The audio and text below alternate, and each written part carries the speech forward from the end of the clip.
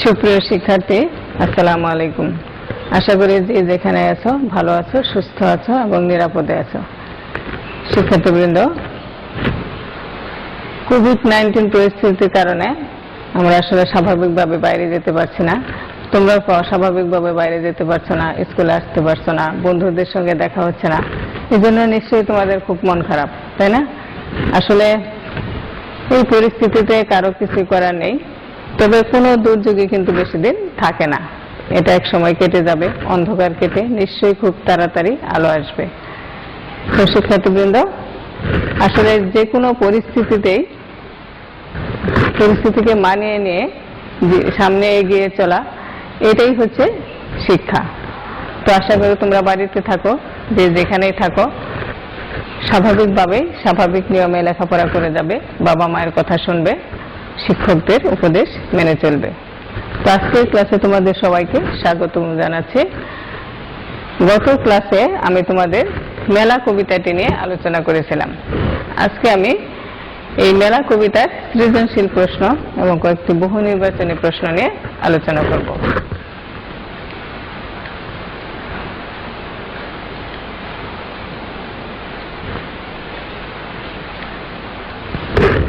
দেখো, আমরা এই প্রশ্নগুলো আলোচনার আগে আমি তোমাদের একটু মেলা কবিতার মূল ভাব অর্থাৎ এর সার সংক্ষেপটা আবারও একটু আলোচনা করে নিচ্ছি বা মনে করে দিচ্ছি। তোমরা তো বাড়িতে নিশ্চয়ই পড়াশোনা করা তোমাদের মনেও আছে, তারপর আবারও আমি একটু মনে করিয়ে দিচ্ছি। আসলে কবিতার মূল প্রতিপাদ্য বিষয় যেটা ছিল যে এই পৃথিবীতে একটা আছে প্রকৃতির জগৎ, আরেকটা হচ্ছে মনুষ্য জগৎ, মানব সমাজ, তাই না? অর্থাৎ এখানে কবির দৃষ্টিতে দেখা যাচ্ছে যে এখানে আছে প্রকৃতি জগতে রয়েছে ফুল, পাখি, তারার মেলা, এর পাশাপাশি আছে শিশু কিশোরদের এক আলাদা জগৎ, তাই না? অর্থাৎ এই পৃথিবী যদি একটি মানব সমাজ হয়, তাহলে দেখা যাচ্ছে সারা বিশ্বের শিশুরা কিন্তু একই সূত্রে গাঁথা। সকল শিশুর মাঝে সমান সম্ভাবনা বিরাজমান, তাই না? এই সমস্ত শিশুদের মানে সকল শিশুদের সুস্থভাবে বেড়ে ওঠার জন্য একটা সুস্থ এবং সুন্দর পরিবেশ আবশ্যক। প্রকৃতির মাঝে খোলামেলা পরিবেশে শিশুরা যেমন মনের চাহিদা পূরণ করতে পারে, তেমনি সুষ্ঠু স্বাভাবিকভাবে বেড়ে উঠতে পারে। আর এই বিষয়টি যেন কবি এখানে ফুটিয়ে তুলতে চেয়েছেন। অর্থাৎ একটা সমস্ত পৃথিবীর সকল শিশুরই বিকাশের জন্য কি করা দরকার? সুষ্ঠুভাবে তাদের সুন্দর একটা পরিবেশ বা নির্মল পরিবেশের ব্যবস্থা করা দরকার। তো শিশুরা আসলে সকল পাপ পঙ্কিলতা থেকে মুক্ত, ঊর্ধ্বে। তারা তাদের মনের মধ্যে যে আকাশের উদারতা রয়েছে, সেই উদারতা দিয়ে, তাদের প্রীতির বন্ধন দিয়ে সমস্ত পৃথিবীতে সুন্দর সাজানো ফুলের বাগানের মতো একটি বাগান করতে চায়। আর সেই বাগানই হচ্ছে কি? মানব সমাজ, সুন্দর একটি পৃথিবী, এক পৃথিবী, এক দুনিয়া। এবং সকল শিশুরা হচ্ছে সেই এক দেশ বা এক দেশের কে নাগরিক, তাই না? সকল শিশুই সেই অধিকারের অধিকারী। অর্থাৎ এই যে বর্তমানে দেখা যাচ্ছে দেশে দেশে একটা যুদ্ধের ভয়াবহতা চলছে, বিভিন্ন দেশে দেখা যাচ্ছে যে আফগানিস্তান, ফিলিস্তিন বা সিরিয়া, এখানে যুদ্ধের কারণে হাজার হাজার শিশুর মৃত্যু ঘটছে। আবার কোনো কোনো দেশের শিশুরা খাদ্যাভাবে ধুকে ধুকে মারা যাচ্ছে, তাই না? দেখা যায় সকল শিশুর মানে সকলেরই উচিত এই যে দেশ কালের সীমানা ভেঙে সকল শিশুর জন্য সাজানো বাগানের মতো একটি সুন্দর পৃথিবী রেখে দেওয়া। অর্থাৎ যে পৃথিবীতে কোনো বিবাদ থাকবে না, মারামারি থাকবে না, এরকম একটি মানব সমাজ তৈরি করা। আসলে কবিতার প্রতিপাদ্য এরকমই, নিশ্চয়ই তোমাদের সেটা মনে আছে। তা এখন আমরা এই কবিতার উপর কিছু সৃজনশীল বহু নির্বাচনী প্রশ্ন দেখি যে কি ধরনের প্রশ্ন এখান থেকে হতে পারে। দেখো, এই কবিতার লেখক কবি কে ছিল? কবি ছিলেন আহসান হাবিব। তো রাত্রি শেষ কাব্যগ্রন্থটির রচয়িতাকে এখানে দেখো সুফিয়া কামাল, মহাদেব সাহা, আহসান হাবিব, সুকুমাররা। এই কবিতার কবি হচ্ছেন আহসান হাবিব। কবি আহসান হাবিবের মেলা কবিতায় কি ফুটে উঠেছে? এই মেলা কবিতায় আসলে কবি এখানে কি ফুটিয়ে তুলতে চেয়েছেন, কি প্রকাশ করতে চেয়েছেন? মানবতা বোধ, হ্যাঁ এটাও আছে, দেশপ্রেম, সচেতনতা এবং ঐক্যবোধ। তাহলে এখানে দেখা যাচ্ছে ক্ষয়ের উত্তরটি সঠিক। কবি এখানে সকল শিশুকে মানে পৃথিবীর সমস্ত শিশুকে এক হিসেবে কল্পনা করেছেন এবং সমস্ত শিশুরা যখন ঐক্যবদ্ধ হয়ে তারা কি গড়ে তুলতে চায়, সুন্দর একটি মানব সমাজ গড়ে তুলতে চায়। তাহলে আহসান হাবিবের মেলা কবিতার মধ্যে এই ঐক্যবোধই ফুটে উঠেছে। আকাশের নীলের মধ্যে কি রয়েছে? দেখো, নির্মমতা, আনন্দ, উদারতা, আলোর মেলা। আকাশের নীলের মধ্যে রয়েছে উদারতা। গড়বে নতুন একটি বাগান। এখানে একটি বাগান বলতে কি বোঝানো হয়েছে? হ্যাঁ, গড়বে একটি নতুন বাগান। একটি বাগান বলতে এখানে মেলাকে বোঝানো হয়েছে, একটি সমাজকে বোঝানো হয়েছে, একটি পৃথিবীকে, একটি দেশকে। আসলে এখানে বাগান বলতে ফুলের মতো সাজানো বাগান বলতে এখানে এক পৃথিবীকেই বোঝানো হয়েছে, যে সমস্ত দেশ নিয়ে একটাই পৃথিবী হবে এবং সেই পৃথিবীর সকল শিশুই কি একই অধিকার থাকবে, একভাবে তারা এটা কে একটি মানে একটি বাগানে বলতে এখানে কি একটি পৃথিবীকে বোঝানো হয়েছে, যে পৃথিবীর বাসিন্দা হচ্ছে নাগরিক হবে পৃথিবীর সকল শিশু। পৃথিবীর সব মানুষ সমান। মেলা কবিতায় একথার সাথে সামঞ্জস্যপূর্ণ কোনটি? আমরা অর্থাৎ মেলা কবিতার মধ্যে অনেকগুলো লাইন রয়েছে, কোন চরণের সাথে বা কোন বিষয়টির সঙ্গে উপরের এই লাইনটি সামঞ্জস্যপূর্ণ, যে পৃথিবীর সব মানুষ সমান। আমরা কিন্তু মেলা কবিতার মধ্যে কবি কিন্তু এটাই বলতে চেয়েছেন যে পৃথিবীর সকল শিশুই সমান, অর্থাৎ সকল মানুষ সমান। তাহলে এখানে কিভাবে কোন লাইনের মধ্যে দিয়ে সেটা ফুটে উঠেছে, কোন লাইনের সঙ্গে সামঞ্জস্যপূর্ণ? এক দুনিয়া এক মানুষ, সব পাখিদের আলাদা গান, অনেক পাখির একত্র হওয়া, পৃথিবীর সব শিশুর আলাদা ভাষা। তাহলে এখানে সঠিক উত্তরটা হচ্ছে বা সামঞ্জস্যপূর্ণ বিষয়টা হচ্ছে, বাক্যটি হচ্ছে এক দুনিয়া এক মানুষ। শিক্ষার্থীবৃন্দ, এবার আমরা একটি সৃজনশীল প্রশ্ন নিয়ে আলোচনা করব। তো দেখো, সৃজনশীল প্রশ্নে কি থাকে, ওই পাঠ্য বিষয়ের সঙ্গে অর্থাৎ কবিতা বা প্রবন্ধ এর সঙ্গে মিল রেখে একটি উদ্দীপক থাকে, তাই না? এই উদ্দীপকের থেকে আমাদের এই সৃজনশীল প্রশ্নগুলো করতে হয়। তোমরা আগেও এই সৃজনশীল প্রশ্ন করেছ। দেখো, আমরা একটু উদ্দীপক দেখি যে সারা বিশ্বের শিশুরা একই সূত্রে গাথা, সকল শিশুর মাঝে সমান সম্ভাবনা বিরাজমান, কিন্তু দেশে দেশে যুদ্ধের ভয়াবহতার শিকার আজ শিশুরা। ইরাক, আফগানিস্তান, ফিলিস্তিন, সিরিয়া, মিশর, লিবিয়াতে যুদ্ধের কারণে হাজার হাজার শিশু মৃত্যু ঘটছে। খাদ্যাভাবে সুদান সহ আফ্রিকার অনেক শিশু মারা যাচ্ছে। সকলের উচিত দেশ কালের সীমানা ভেঙে সকল শিশুর জন্য সাজানো বাগানের মতো একটি সুন্দর পৃথিবী রেখে যাওয়া। তখন পৃথিবী হবে একটা দেশ এবং সকল শিশু হবে সেই দেশের নাগরিক। তো শিক্ষার্থীবৃন্দ, মেলা কবিতার সঙ্গে এই উদ্দীপকটির কোথাও কোনো না কোনো দিক থেকে কিন্তু মিল রয়েছে, তাই না? তাহলে নিশ্চয়ই আমরা এই উদ্দীপক অনুসারে এই প্রশ্নগুলোর উত্তর করতে পারবো। তোমরা জানো যে সৃজনশীল প্রশ্নে 4টি ধাপের 4টি প্রশ্ন থাকে, হ্যাঁ, অর্থাৎ এর মোট নম্বর থাকে 10। সেভাবে উত্তরগুলি করতে হয়। প্রথম প্রশ্নটা হচ্ছে জ্ঞানের প্রশ্ন, জ্ঞানমূলক প্রশ্ন, যে সুভাষ শব্দের অর্থ কি? তোমরা নিশ্চয়ই জানো সুভাষ শব্দের অর্থ কি। সুভাষ শব্দের অর্থ হচ্ছে কে? সুগন্ধ। সুভাষ শব্দের অর্থ সুগন্ধ। এরপরে দেখো, এটা হচ্ছে জ্ঞানের উত্তর, সরাসরি বইয়ে থাকে। এরপর আমরা দেখি যে লক্ষ্য মনের প্রীতি বলতে কবি কি বুঝিয়েছেন। এখানে লক্ষ্য মনের প্রীতি বলতে কি বোঝানো হয়েছে? লক্ষ্য মানে এখানে কি সকল শিশুকে বোঝানো হয়েছে। অর্থাৎ শিশু কিশোররা কি কচি সবুজ, তাই না?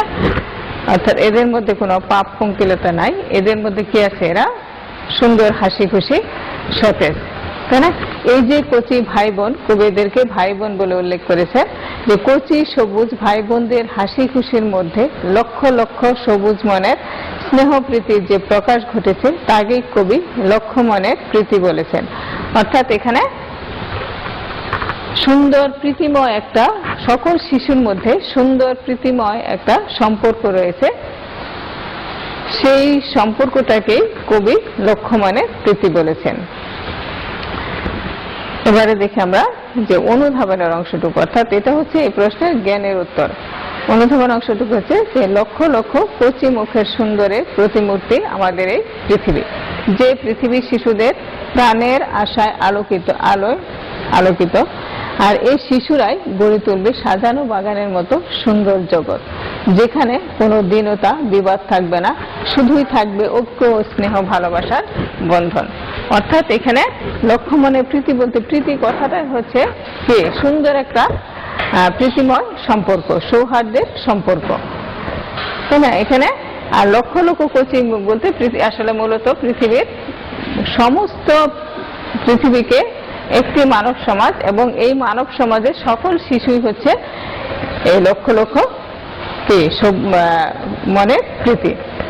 আর এই শিশুরাই কি করবে, ফুলের মতো সাজানো একটা জগৎ গড়ে তুলবে, যেখানে আসলে কোনো হারাহারি মারামারি থাকবে না, ক্ষুধা থাকবে না, সকল শিশুই সমান অধিকার ভোগ করবে। এরকম একটা জগৎ, এরকম একটা স্নেহ ভালোবাসা ঐক্যের বন্ধনই হচ্ছে লক্ষ মনের প্রীতি। তো শিক্ষার্থীবৃন্দ, আশা করি তোমরা বুঝতে পেরেছ। এবারে প্রশ্নটা হচ্ছে প্রয়োগের যে উদ্দীপকের সাথে মেলা কবিতায় বিদ্যমান অমিলগুলো ব্যাখ্যা করো। অর্থাৎ উদ্দীপকে যা রয়েছে আর মেলা কবিতায় যা রয়েছে, এখানে কি কি অমিল রয়েছে, সেই চেতনাগত দিক থেকে বা ভাবগত দিক থেকে কি অমিল রয়েছে। দেখো, উদ্দীপকের সাথে মেলা কবিতার বিষয়গত একটা অমিল রয়েছে। অর্থাৎ যে উদ্দীপকে মেলা কবিতায় শিশুদের সঠিকভাবে বেড়ে ওঠার দিকটি থেকে একটু অমিল রয়েছে, অর্থাৎ সুযোগ সুবিধা পাওয়ার দিক থেকে একটু অমিল রয়েছে। যে যেমন বাগানের ফুল, পাখি, গাছে গাছে পাখি, নীল আকাশে তারা, এগুলো নিয়েই কিন্তু আমাদের প্রকৃতি। আর প্রকৃতির আরেক উপাদান হচ্ছে শিশু কিশোররা। আমরা মেলা কবিতায় কি দেখতে পাই, যে কবি দেখেছেন প্রকৃতির এক জগৎ আছে, সে জগতে আছে বাগানের ফুল, গাছে গাছে পাখি, নীল আকাশের তারা, এগুলো নিয়ে প্রকৃতি জগৎ। আর প্রকৃতির আরেকটি উপাদান হচ্ছে শিশু কিশোররা। তারা কি করে আকাশের নীল, উদারতা, ফুলের পবিত্রতা, পাখির গানের সুর সবকিছু থেকে সবকিছু নিজেদের মধ্যে ধারণ করে এই শিশুরা। বিভিন্ন দেশে শিশুদের মধ্যে একটা ভাষাগত বা জাতিগত একটা পার্থক্য থাকতে পারে বা থাকে, কিন্তু পৃথিবীর এই বিভিন্ন দেশের শিশুদের ভাষাগত জাতিগত ভাবে ভিন্ন হলেও তাদের মনের ভাষা বা এর যে প্রকাশ তা কিন্তু অভিন্ন।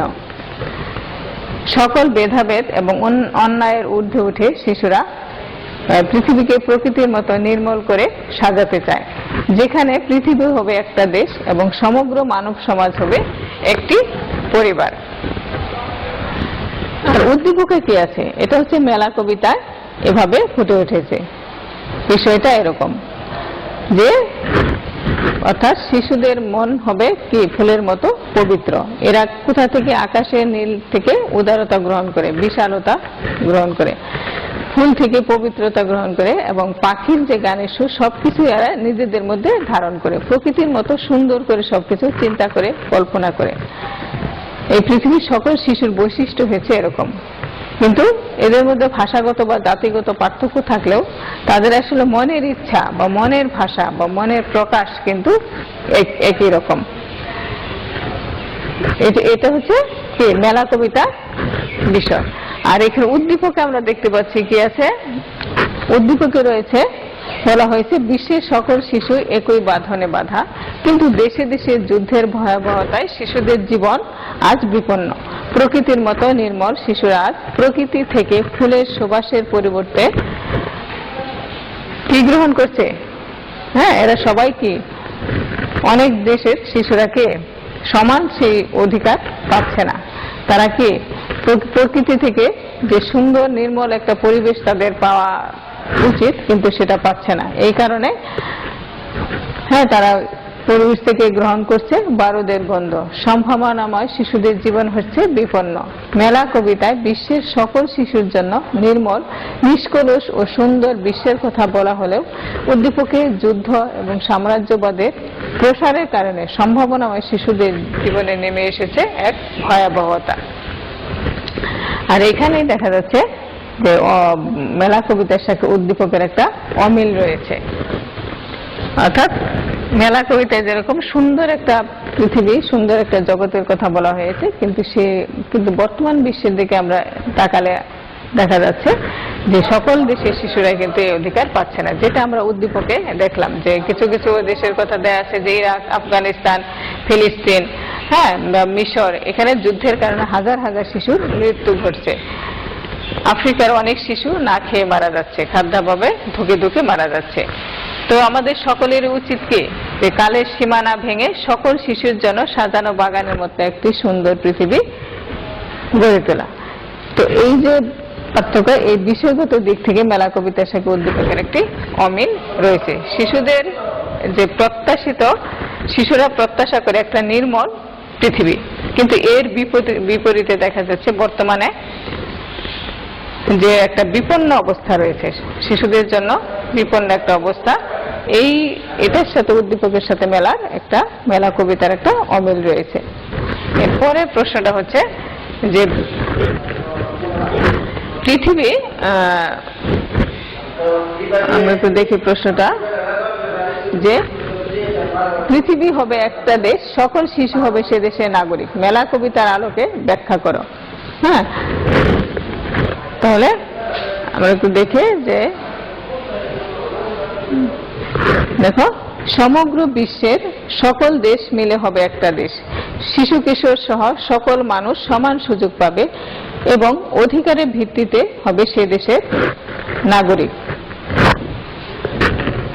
পৃথিবীর বুকে, আসলে পৃথিবীতে ছড়িয়ে থাকা প্রকৃতির নানা উপকরণকে প্রাণে ধারণ করে শিশুরা, কচি সবিজ শিশু কিশোরদের প্রাণোচ্ছলতার মধ্যে সবুজ মনে স্নেহপ্রীতি প্রকাশ ঘটেছে।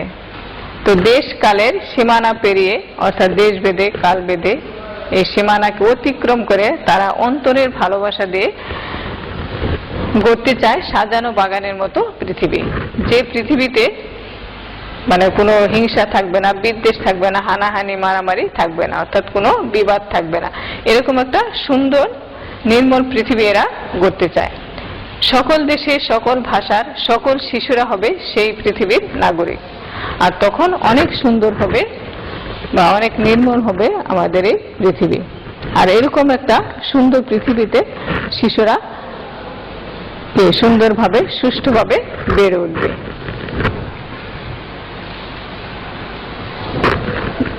আবার উদ্দীপকেও বলা হয়েছে যে বিশ্বের সকল শিশু একই সূত্রে গাঁথা, কিন্তু বর্তমানে বিশ্বে আজ বিরাজ করছে যুদ্ধের ভয়াবহতা।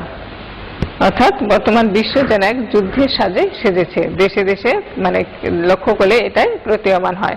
দেশে দেশে যুদ্ধ বিগ্রহের কারণে হাজার হাজার শিশু খাদ্যাভাবে ধুকে ধুকে মারা যাচ্ছে।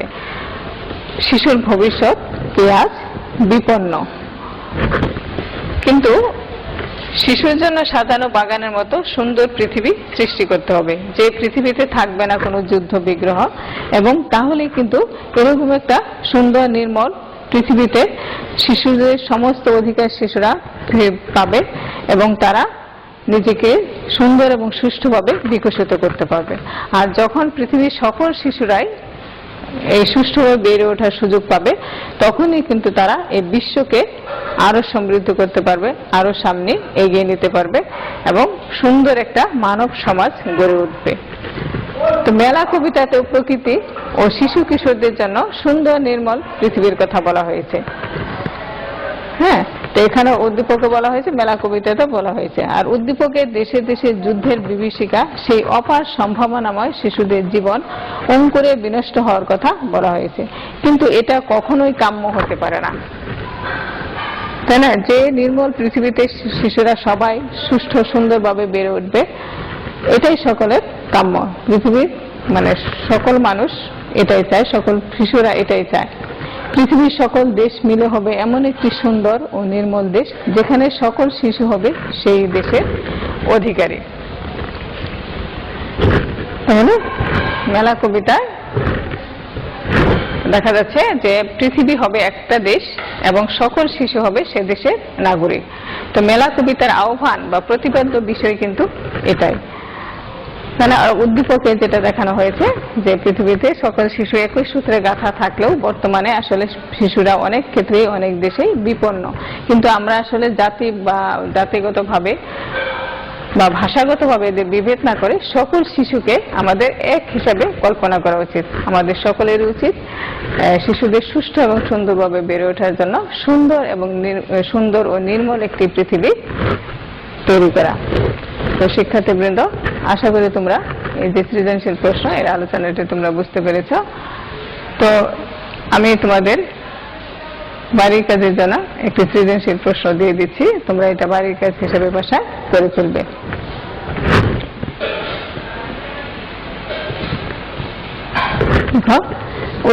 অধ্যক্ষ স্যার শিশুদের উদ্দেশ্যে বক্তৃতা দিতে গিয়ে বলেন, প্রকৃতির সর্বত্র ফুল, পাখি ও তারার মেলা। অন্যদিকে শিশু কিশোরদের রয়েছে আরেক মেলা, দেশ কালের সীমানা ভেঙে তারা সৌহার্দ্যের বন্ধন দিয়ে গড়তে পারে এক অভিন্ন পৃথিবী, সাজানো বাগানের মতো পৃথিবী। তাদের মাঝে আছে ভবিষ্যৎ পৃথিবীর সম্ভাবনা। তাহলে এর থেকে জ্ঞানমূলক প্রশ্ন হচ্ছে, ভাইরা ও বোনরা মিলে কি কুড়িয়ে বেড়ায়? আশা করি এই উত্তরটা তোমরা পারবে। আরেক মেলার জগৎ জুড়ে বলতে কবি কি বুঝিয়েছেন? মেলা কবিতায় এ সম্পর্কে বলা হয়েছে।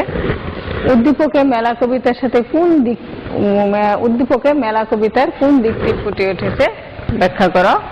এবং উচ্চতর দক্ষতার প্রশ্ন রয়েছে, তাদের মাঝে আছে ভবিষ্যৎ পৃথিবীর অনন্ত সম্ভাবনা। মেলা কবিতার আলোকে মন্তব্যটির যৌক্তিকতা বিচার করো। আশা করি উদ্দীপকের সঙ্গে তুমি উত্তরটা ঠিক মতো বাসা করতে পারবে এবং বুঝতে পেরেছ। তো আজকের আলোচনা এ পর্যন্তই। তোমরা সবাই বাড়িতে থাকো, যে যেখানে থাকো সুস্থ থাকো, নিরাপদে থাকো। সবাইকে ধন্যবাদ। আল্লাহ।